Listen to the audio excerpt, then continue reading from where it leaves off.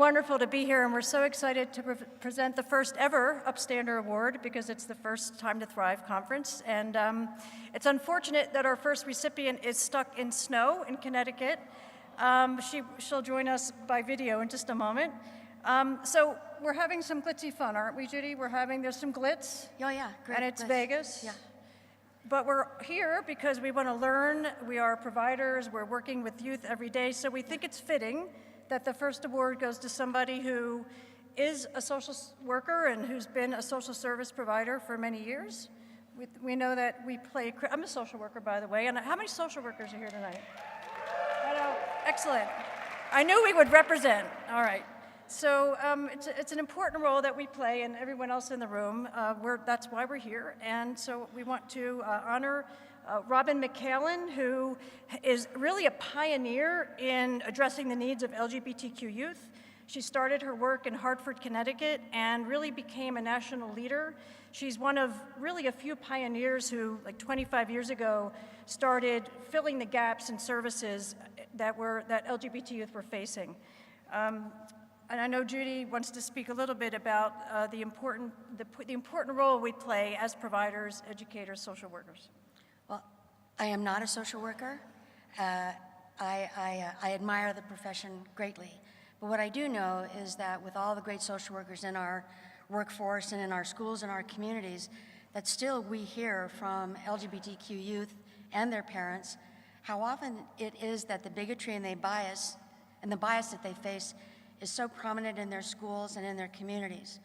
We know that it's the leaders that change the pace, the church leaders, the community leaders, counselors, teachers, parents, all of us are necessary to do that, and Robin has really showed us the way.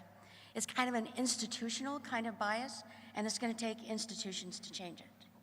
So we want to all appreciate Robin and thank Robin, and hopefully Robin will be a role model to all of you, just as she has been to me, and hopefully she'll get a cue that we are ready to present her with the award. So please join me in congratulating Robin McHaelen.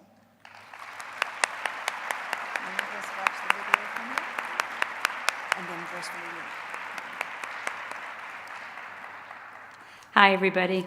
I'm so disappointed to not have the opportunity to be there in person with you to accept this award, but I'm so grateful to HRC and the conference organizers for letting me accept the award through video. So I was thinking about, well, what could I say about this? And so I was thinking about what sort of brought me into this work and recognized that when I was first coming out 47, 48 years ago, there was only two boxes in the world.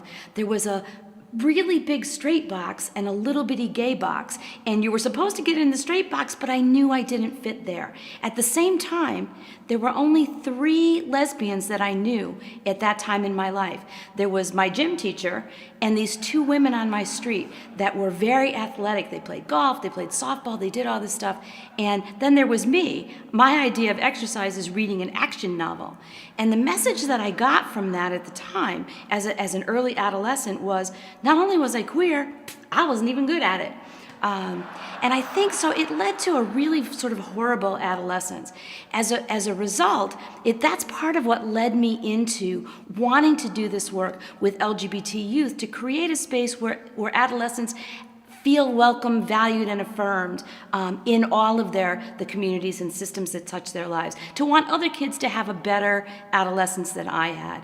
I feel so blessed now, 20 some odd years later since I started this, to have the opportunity to do work that I love. To be recognized for it is even more incredible, but to do work I love with young people who are not just gay or straight, but gay, lesbian, bisexual, transgender, queer, questioning, two-spirit, same-gender loving, pansexual, flexual, not straight, not labeling, straight-ish, straight so far, straight with options, straight but stuff happens, gender bending, bi-gendered, pangendered, agendered, asexual, and other sexual and gender minority youth. So many options that there's a place for everyone.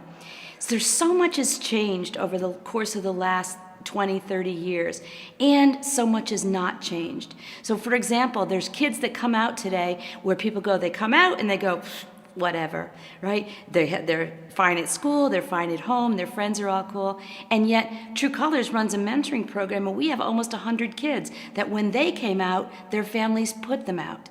So as much as it's changed, it hasn't changed at all for some kids. So one of the things that I want to say, or what I want to end with, is the idea that although I'm very grateful to be with Magic and Cookie Johnson and Lance Bass as an upstander, I recognize that none of us can do this alone, and that what I'm asking is for everybody in this room to be an upstander. And I'm asking you for 3 things.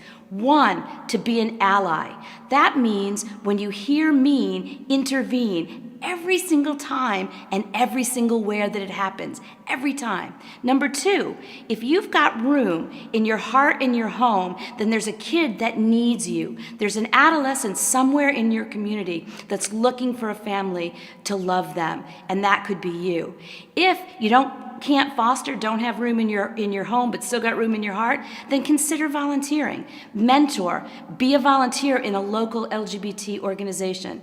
And if you've got the heart but you don't have the time, then use your other resources. Make a donation to HRC at the national level, to local organizations like Our True Colors in Connecticut.